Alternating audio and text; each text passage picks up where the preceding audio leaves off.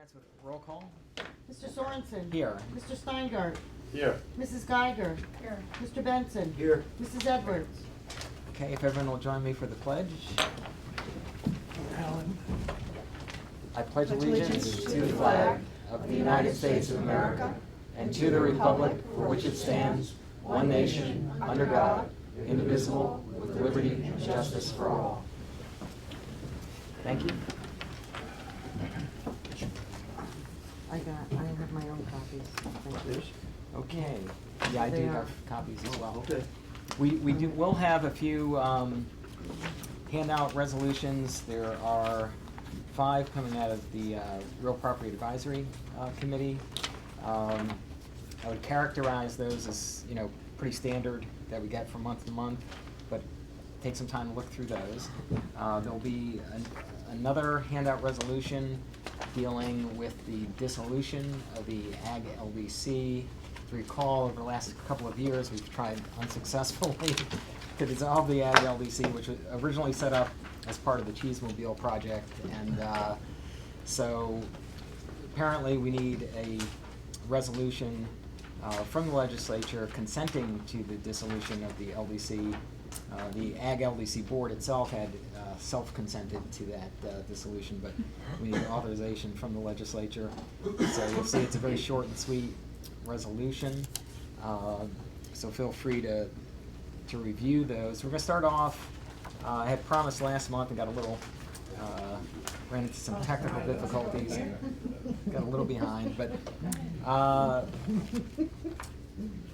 going to do a brief presentation on trails, and it's kind of a prelude to setting up a kickoff meeting with the Trails Committee and hopefully providing some insights, at least from my perspective of why it is important to focus on trails, and also where I think the county can benefit not only from tourism, economic development, but also I think even more importantly, quality of life for the local residents by investing in our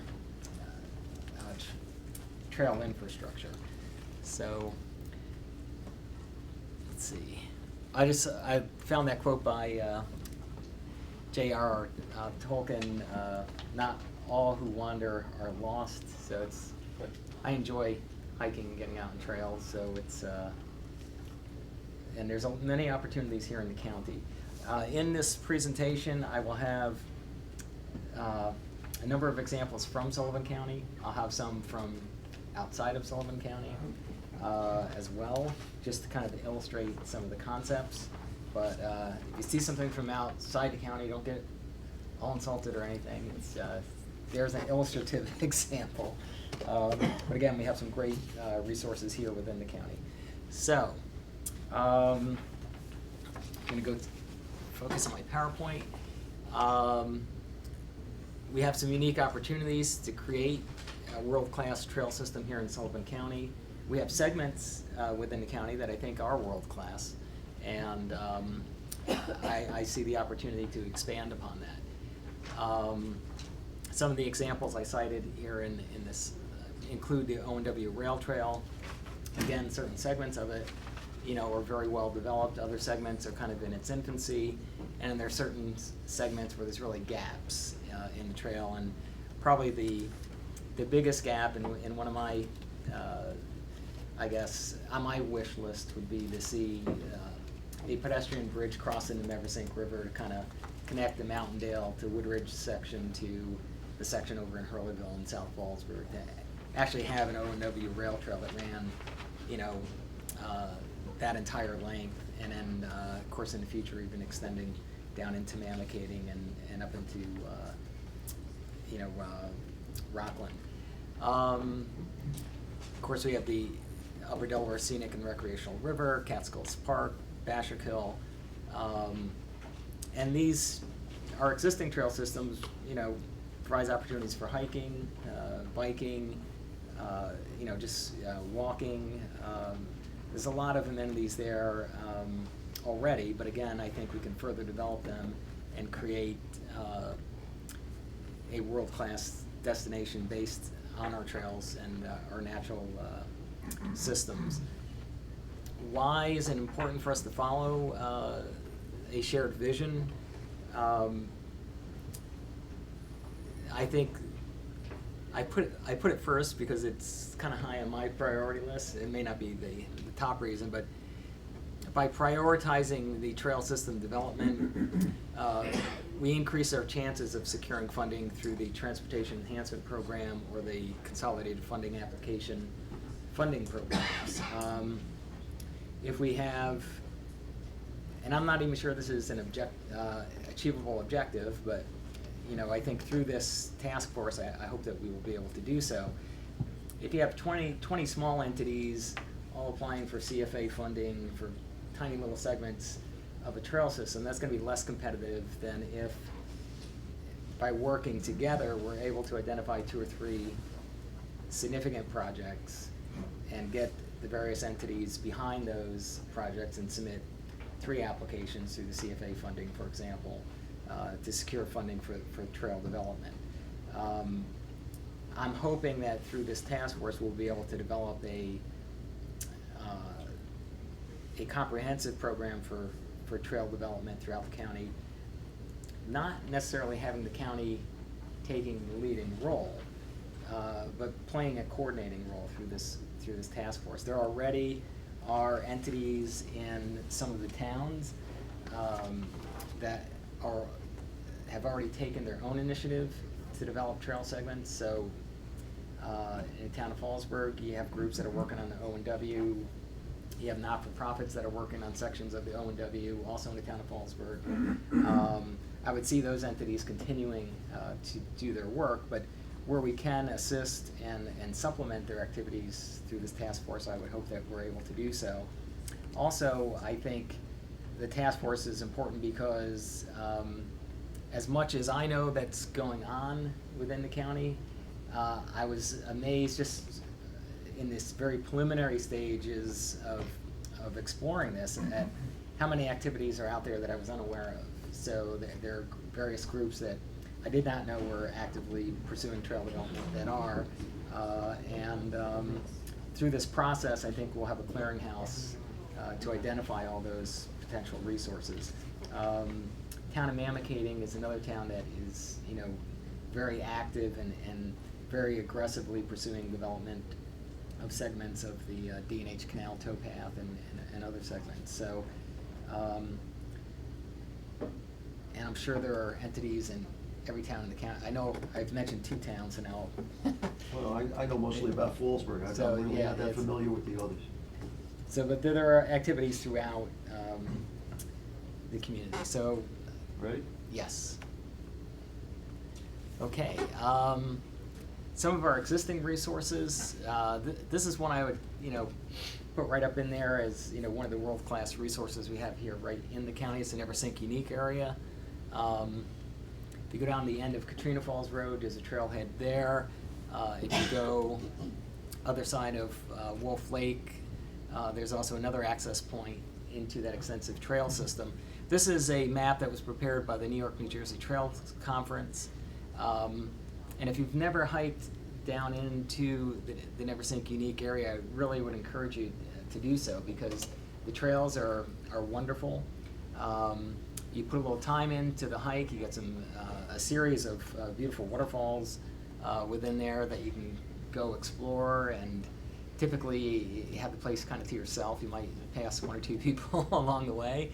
And actually the photo up top is one that I took a number of years ago when I was up flying with Ron Hyatt, so a former legislator, and that is the Never Sink Gorge right there, aerial view of it, and it is quite breathtaking. And when you get in there, when you hike down into the Never Sink Unique area, you don't hear a car, you don't hear an airplane, you kind of hear the streams going through. It really is a unique bit of wilderness, within 65 miles of Manhattan. So I think it's one of the many unique places that we have throughout the county that people are craving for and that we can further develop. And what I would like to see as we develop and work with the Trails Task Forces.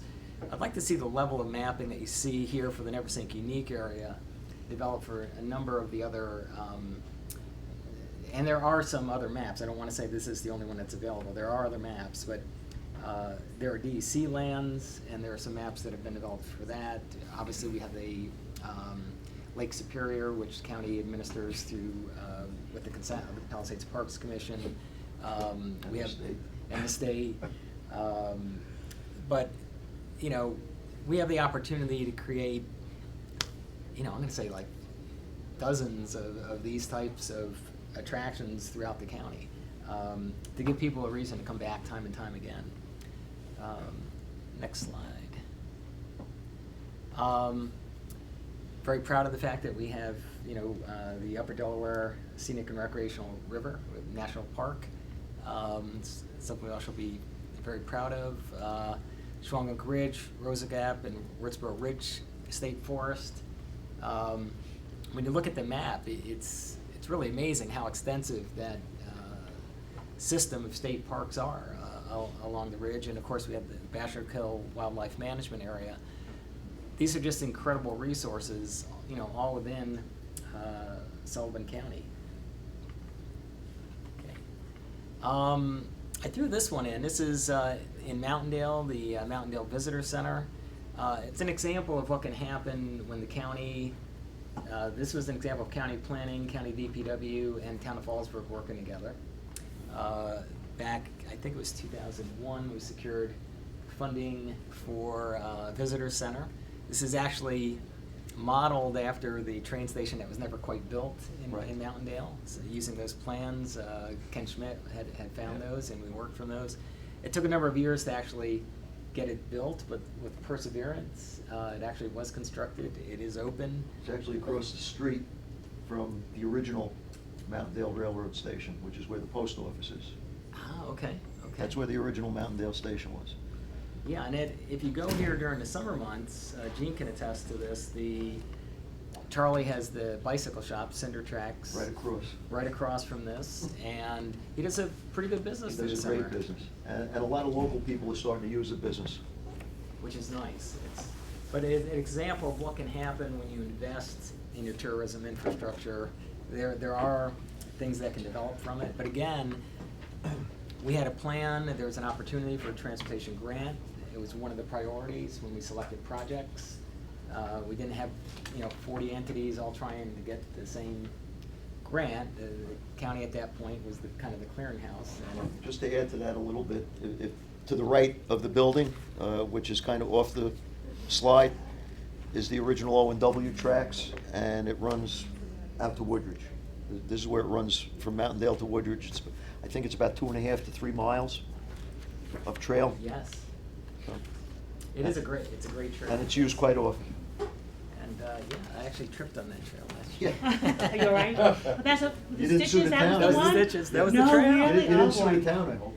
I did not. I just wanna you make gotta sure I have get my personal longevity check. responsibility. I Alright. tripped. I remember that, yeah. It's still part of the town. He's I right. remember, He's yeah. right. Yeah, it's still part of the town. Anyway.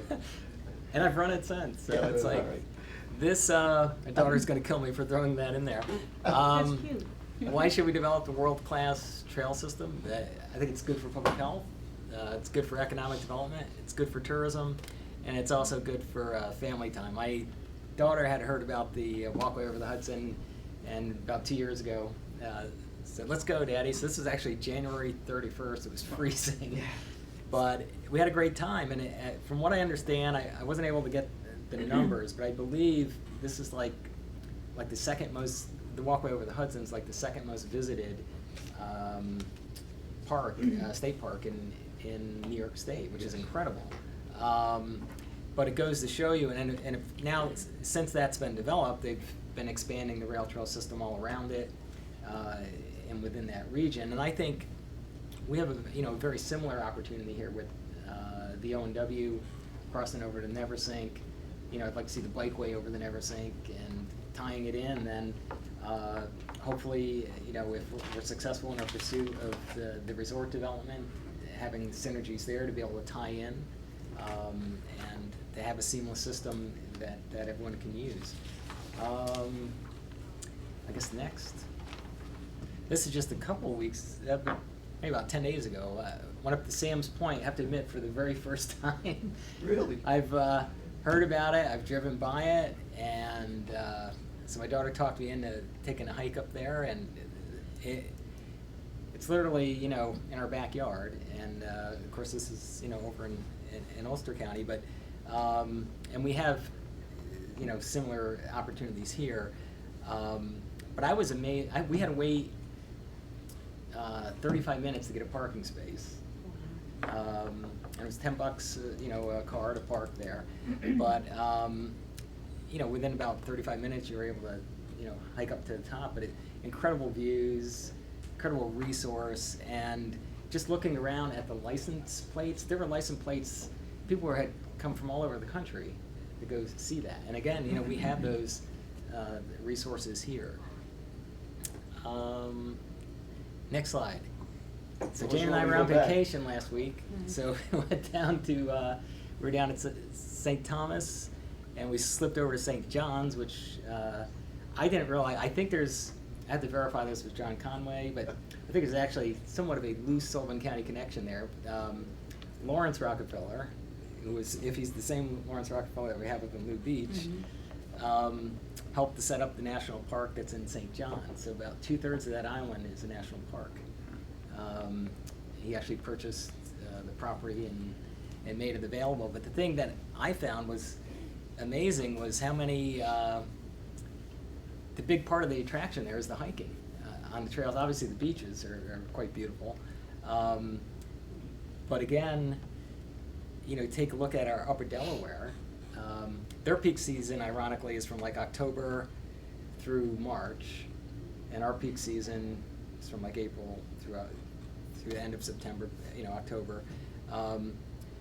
But the folks there, you know, they like to come to northern climates during their off season. So I was thinking to myself, you know, come on up to the Catskills, where rather than sweating down there in the Caribbean for the summer. But we have, you know, the Upper Delaware. Of course, we have the Catskill Park. We too have, you know, these world-class attractions, and I think through this, you know, Trails Task Force, I think we have an opportunity to perhaps better tell that story and develop the infrastructure that's necessary to support bringing folks here. So I think the last slide. This was, we already have the task force kind of set up, but we have folks trying to have a broad cross-section of folks, you know, on the committee, and you know, we'll within the next couple of weeks we'll be setting up the first kickoff meeting with the committee, and then we're going to get to work and start pulling all this together. But I think I want to thank the chairman for supporting this and giving me the opportunity to work with you on this. And I think we have a great opportunity here to develop a world-class trail system that will become a tourism attraction in and of itself. So. I think we have a good list of people. Yep. Alan, I just wanted to say, it was really good, and I agree with you. I do some cross-country skiing and snowmobiling, so I see them kind of whited out over there. I was just wondering if they're in or out. They're in. Okay. They're in. Okay. That's for the winter. To give you kind of my thought process there is, I have more time then. I haven't ruled them out. I guess the thing that was in my mind, and of course it was, you know, late at night as usual as I was refining this, but of whether some of those activities occur on, some of the trails are going to be multi-purpose trails. So is it, that was the thing in the back of my mind, is it, are we developing a trail that's solely cross-country skiing? Probably not. It's probably going to be a multi-purpose trail. So there would be some overlap, you know, with those trails. But I don't think you meant to exclude it, you just used another color, it just yeah, I was differentiating. It's there, it's there. He's not in the printing business, Well, he's a you planner, that's. have to remember too, part of the coordination effort is going to have to be with the township regulations as well, because Absolutely. some of the trails, I know in Fallsburg, you're not allowed to have motorized vehicles on certain sections of the trail. So you would have to be careful. I don't know if they consider snowmobiles motorized. I would. Yeah. Dennis, if I could, I'm very glad that this is finally coming off the ground, thank you. But yes, to agree with Jean, I know the Long Pond Trail, some of those trails, horseback riding can happen on them, but no motorized vehicles, so that does really need to be taken into consideration. There's a lot of trails back in Mangup and that area that don't allow ATVs, don't allow this, they don't allow Right, motorized. and then again, that goes with the coordination among the different groups that'll be involved. Alan, because I'm a cross-country skier, I know that the bed and breakfasts have, there was one in Calicoon Center at one time that wanted to do some cross-country ski trails, so, did you plan on inputting with, like, the Bed and Breakfast Association at some point and see if they can provide a piece of, you know, the lodging part of it? And, you know, I It's a good think, idea. I think the I marketing. haven't, but I will. The marketing piece for me is like really big because I do go on the trails usually, you know, after the colder seasons, but, I think it's an untapped resource, absolutely, like you were saying. So like to market it, I mean, when you go to Germany, it's a way of life. It's Yeah. health and nutrition and all that, and there's well-beaten paths in the woods that senior citizens utilize. So I'm just thinking, could it be, you know, a piece for public health as well? Like Nancy McGraw works with the Wellness Committee, and, you know, they're looking at trying to, you know, educate people on the nutritional and exercise end, because I think that's a really big piece of it, to get people to think of, and people are rushed, they don't have a lot of time, but if they do have a Saturday afternoon, they should think about, utilizing some of these trails, all seasons. Oh, I agree. Yeah, I agree, and I think on the public health side of it, I think we have a unique opportunity. So many, you know, so many of our kids, especially in this generation, are so in tuned with the gadgets, you know, that they, or you know, if their parents are coming up from the city, don't take that wrong, but I know if my neighbor, like, don't go in the backyard, you might get a tick, and I'm like, there's worse things that can happen than, you know, Oh my God. than getting a tick, you know, it's such as sitting inside the house all day. Well, we're kind of bouncing around right now, but I think once the coordination effort starts with the committee, once we get a rough idea as to what we want to do, we already have a contract agency in place to do our marketing for us. We have the Yes. Visitors Association. This is what we've hired them to do. Well, they Once- should maybe be on there too, because I think you need to tap into the schools too and offer incentive programs, maybe through public health, wellness, or Cornell, and get kids, you know, on field trips to go to the I was just gonna gorge. say, that's where I was heading when I was mentioning the kids, was that I can remember many years ago, back when I was in grade school, we'd take a field trip to the Rogers Conservation Center. And Dan is smiling, he knows where it is. We always went to And it was Fort like the Delaware. biggest We kept our thing, you know? business in the county. It was a great day, it was a great field trip, so I would agree, and then it would help to develop a whole generation, get them used to being out of doors and getting into the recreational opportunities. Jean is right on the marketing, what I see, We pay 'em for. what I see You with, gotta direct it. through this I effort, know, but that's what we pay them for, and that's what I'm saying. Once we get it all together, we I'm direct gonna- them to do it. alright, I'll It's tell you. pretty simple. I assume you were also going through the coordinator Yeah. to see it really long time. It'll have to work. Kitty, I'm sorry. We set the Kitty, gotta put parameters. it I up just, higher. I wanna just make, We have I to just set the wanna make one parameters. comment regarding this, I understand the kids and they have issues with that little phone, but we could cash in on that by having some of these trail have those Geocaching, yeah. yeah, Kids good like piece, to play. geocaching, to go with your hikes. oh, They do, okay, she said okay. have them. I like You it, know, I like because it. I know They that absolutely- works did with you ever do it? cooperative. I haven't done it. Phenomenal for kids. Actually, this Okay. discussion It's a should be treasure held hunt at in that the committee woods. Yeah, meeting. exactly. Oh, yeah, we're gonna, one of my concerns in taking on this assignment was, it has the potential of being very unwieldy, Yeah. but I think, that's just gonna be more pressure on me and, coordinating with planning to have very well-defined agendas as we move forward, and you know, the marketing, that will come after the fact. I see this task force is really helping to develop the facilities, and then the marketing and the programs with the schools would kind of be offshoots of that, but I think. Otherwise we're not gonna get anything accomplished. I assume you were going down the road of going for a CFA application to do things like the bridge and things like that. Yes. And make we're not the only, obviously we won't be first to the race in that, as our neighboring county was very successful with that. But it's certainly something we should consider, and. Oh, yeah. I think City of Kingston got something like 2.2 million for the waterfront promenade, and then there's other entities I know that have.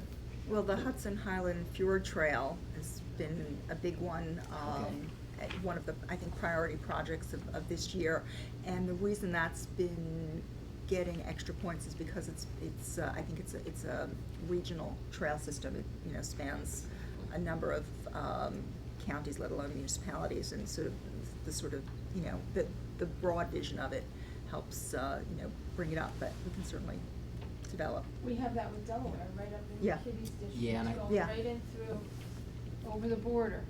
Which does, it touches on a point I meant to emphasize, which through this process, we have to support a regionalist approach, because that's gonna enhance our chances of securing funding. We gotta build those partnerships with our neighboring counties. So we can tap Exactly. into that. Okay. Which is fine if we know what region we're in. Which is, I know I sound like a broken record. Am I in the Catskills, the Delaware Valley, the Southern Tier, the Hudson Valley? You gotta tell me where I am. I don't wanna apply for a program and a grant and have to go to the Hudson Valley region, and then next week apply for a different one and be told I'm in the Southern Tier. We have to know where we are. That's a good point. And I brought that up at NISAC, just so you're all aware. Okay, I am going to ask my colleagues to be able to turn this over to Freda. She's going to give us an update on the Ag and Farmland Protection. Sure. We already did a brief update on the plan to the Ag and Sustainability Committee, but we thought we would bring it to planning as well for a couple of reasons. One, we have some events coming up early next month that we'd like everyone to be aware of. And two, as the plan draws to a close toward the end of the year, we'll be distributing it to the legislature for review and potential adoption. So we wanted to just make as many of you aware of this as possible. And, I'm sorry, down arrow, okay, here we go. So I'm just gonna run through this quickly because I know a few of you have already seen this in Ag and Sustainability. It's changed a little, but in any case, we started the plan last November. We have consultants on board who have been preparing it, doing the research, meeting with the committee on a monthly basis, and since then we've been pretty much on track. We have draft recommendations. We have a draft that's been submitted, has been reviewed by planning staff. We're expecting revisions to come back from the consultants. Actually, I have it on my calendar for tomorrow, and next week we're going to start distributing that draft to what we're thinking of as the planned partners. So, for example, Cornell Cooperative Extension obviously is going to be heavily involved in creation, implementation of the plan. The Farm Bureau, the Ag Advisory Committee, a number of other entities. So we're going to start distributing that draft once we get it next week, and on a more detailed level. We're having two meetings on November 3rd. One is the sort of mandatory countywide public meeting, widely advertised. Anyone can come. The consultants are going to do a presentation on the plan and collect input, traditional outreach method. During the day, we're going to have a more focused meeting with the invited plan partners. So basically, to bring them to the table to review the recommendations, and where everyone would have an opportunity to say, I'm willing to take this on, you should do this, that, whatever, to sort of do a final tweaking and to develop some real buy-in from the partnering entities that are going to help us implement the plan. We're hoping to, after that meeting, have the consultants sort of take the input collected on November 3rd, turn it around fairly quickly, and have a presentation back here from the consultants, with the full recommendations in November, with follow up with ag and sustainability the following month, probably more detailed and finished plan, with the hope that we can have it on for adoption on December 11th and have this wrapped up by the end of the year. So that's the sort of schedule we're looking at the moment.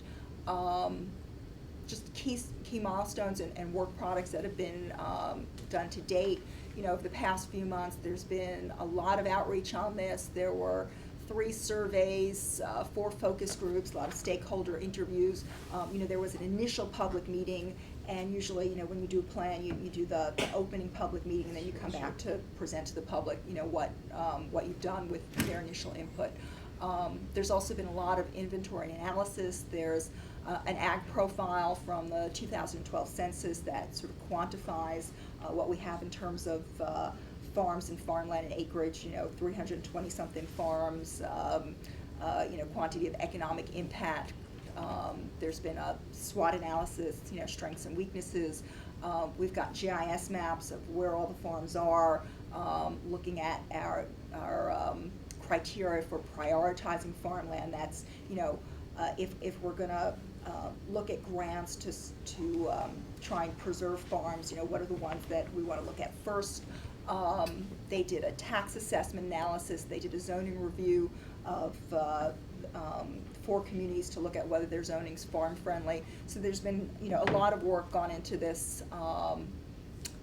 And just briefly, in terms of where we're moving forward, there's an overall global vision statement, which is probably not going to be a surprise to anyone. The usual, we want to have economically viable plans. This is a farmland protection plan. There are 2 ways to protect farmland. You can buy up the land, put easements on it, and just preserve the farmland, or you can preserve it by keeping the farms going economically, and that's really the direction that this plan wants to go in. Priority issues from the SWOT analysis. Farmers, need more awareness of the available support mechanisms and programs available to them. That's kind of a common theme that's been running through a lot of our plans.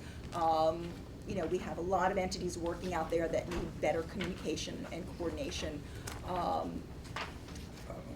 One of the issues with farming is, farmers want to farm. They don't necessarily have the expertise or the time to do the marketing, to look at growing the next generation of farmers, all of that stuff, and they need help moving forward with that. Priority opportunities and goals. Again, with the draft coming out next week, these will be more fleshed out, but briefly, the top recommendations are doing an agricultural business retention and expansion program, and that's taking a model that's used typically for business, keeping businesses going, and applying that to the farming community. Coordinated financial and technical assistance is a natural extension of that. Enhancing and expanding agritourism is another economic facet. It's a little different twist on that. Attracting new farmers, growing the next generation. The Ag Census points out, I think our average farmer age is in the late 50s, which means a lot of them are older than that. So we really need to start looking at succession planning and keeping those farms going. And then one of the issues that was talked about was the whole locavore movement and branding. And what the plan has recommended is that there are existing regional brands like Pure Catskills to take advantage of and tap into, and rather than reinventing the wheel, the idea is to take better advantage of what's out there. Priority initiatives to focus on, again, this is previewing the recommendations, is to build capacity. Just like with small business, there's a call for boots on the ground, hand-holding, providing direct technical assistance with if if a farmer's gonna expand or look for a grant or look for a loan, you know, having someone help them, you know, identify what's out there and help them with the process of doing that. That goes hand in hand with the business retention expansion program that was mentioned. These pretty much, you know, the initiatives pretty much follow the goals that I mentioned with the previous slide. The lead priority initiatives in terms of, you know, just looking at if we were gonna focus on what to do, you know, starting out of the gate, is building the, you know, capacity, organization, and collaboration of the groups that are out there, and that will start November 3rd with that sort of partners meeting. Something else that has been going on with this plan is, in addition to Sullivan County doing an ag plan update, the consultants that are working for us are also doing plans for Orange and Dutchess County at the same time, and there's been coordination of those efforts regionally. And one of the things that the plan is going to identify with the recommendations is which ones can be pursued at a regional level for, you know, efficiency, cost saving, collaboration, that kind of stuff. And then the business retention expansion program that was mentioned. I think this is pretty much, you know, repetitive with what I just said, and since we had a kind of full agenda, I'm gonna you know, cap it now and just say, you know, look out for the draft coming soon through a website near you.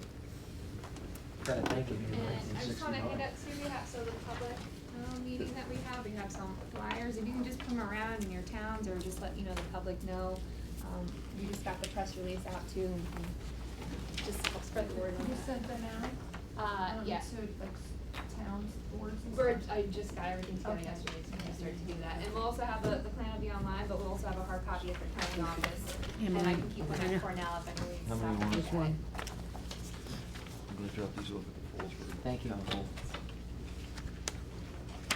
Did you send it to Fallsburg Town Hall, or where did you send I'm it to? just doing everything today. Okay. So, Yeah, I'll take these those are with me. hot off the presses, All should right. finished them yesterday. I'll drop them off. Thank you. Well, you can, if you want, I'm sure. Nancy. I got a meeting here tonight at 6:30, I'm not gonna make it. We do have, Oh, sure. Thank you. we have a total of 6 resolutions. 5 are coming from the Real Property Advisory Committee. Nancy, if you could just give a brief synopsis of what they entail, and then, I think Ira has them right there. Oh. I can do it. I did, I actually gave mine away, but I know they, resolution yeah, You they- should know it by right up heart here. by now. They entail, these are matters that were discussed at the advisory board on Tuesday. They're all properties that we foreclosed on this year, tried to auction off in June, and were unsuccessful in doing so. And now after the auction, we've had the offers from, to entertain these as private sales. They range from $100 for 3 or 4 small parcels to just over $40,000 for one single-family home. And the advisory board unanimously recommended all be adopted. I'll make a motion, we move them as a block. And we are planning to have an online auction later this month, and we feel that we'll do Yeah. better selling these privately than trying to auction them off again. okay, so I have a motion and a second. Yeah. Further discussion? Seeing none, I'll call the question. All those in favor? Anyone opposed? 4-0. Okay, the next resolution, it's kind of short and sweet. It's a resolution having the legislature consent to the dissolution of Sullivan County Ag Local Development Corporation, Ag LDC. We have tried on, I hope I got the right name down, I'm getting this puzzled look from Scott, but. I was looking at something No, else. okay, all right. I was like, oh, did I misspeak? The Ag LDC was originally set up as part of the Cheesemobile project, and that really was kind of the purpose of it. It allowed us to secure a grant through the O'Connor Foundation, or one of those. Sayer. Sarah, thank you, Sarah Foundation.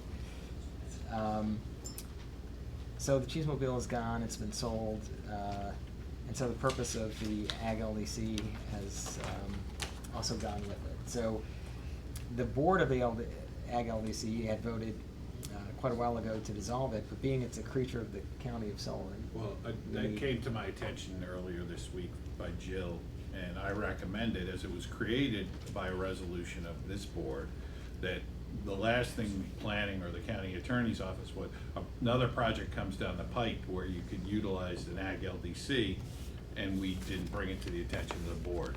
Right. I understand originally it was for the Cheesemobile, and it was also the first entity that was gonna own and create the red meat facility, and that went by the boards as well. And that That's was correct. the ownership interest and was transferred to the IDA. So I think it was the belief at the IDA and with the Ag LDC is they didn't need to exist anymore, and that very well may be the case. But I thought all things being equal, it was not planning or the county attorney's office to say that's okay, it's this board. Now, they're a not-for-profit created as a local development corp, and they don't necessarily need our consent, I don't know. But I thought it was best that this body decide whether that's an entity we wanna keep around anymore or not. Okay. My experience is it's not an entity that we need. I think it's outlived its They're not purpose. meeting, it's not And then, functioning. well, a lot of, it wound up board members of the IDA, actually Alan's the chairman. I missed it. I missed And it. the rest of our RDA members, we voted, believe it or not, it's not so easy to dissolve an LDC. It's cost the IDA about $1,000. First of all, whatever money came back had to be sent back because it was grant money. That's all right. And you have to pay the accountants to finish up, so we've filed all the paperwork. So this is just to make sure there's no issues. It really has been voted on that it's dissolved, but I guess Tom's right. We wanna make sure that it Well, it has does to go come- away. Right, it has to come from this board, because we're the ones who created it, we're the ones who have to dissolve it. At least that would be my assumption on the legality of it.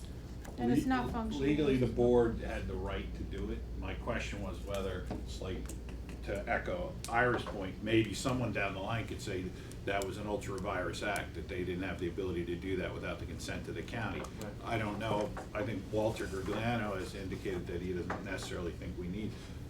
Better safe than sorry. Absolutely. I'd rather have this board, and I'm not arguing with anybody that Yeah. probably, it has served its purpose and should go bye-bye, but. We'll be glad to give it back That's for if this the board county to- really wants it. It's just, it's Well, there's no abundance money of in the caution bank is why I account, brought it. No, we before the sent board. back, Everything the is- IDA's been, you know, there were accountants that had to come in because we had to file paperwork.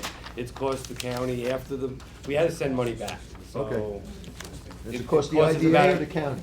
Cost the IDA. It's gonna cost the About IDA. $1,000, so. Well, We wanna make let's sure put it's an end done, to and- that. exactly, Yeah, okay. so. All right, moved by Ira, second by Jean.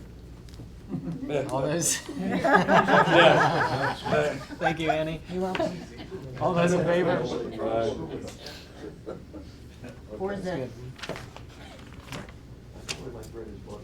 Any other reports that anyone, directors want to give a report? No? Good? I just want to note that the division report was not filed on time this month, and there are copies here for legislators. Thank you. Public comment? Just have a question. Oh, go ahead, Sam. I know that you are in the process of like redesigning the planning division or looking at, you know, because I know you were down some staff and, you know, I'm trying to work with the Village of Jeff Board on the Village Main Street program, and I know that if that's moving forward, It is, I just submitted earlier today a draft of a position statement to the county manager.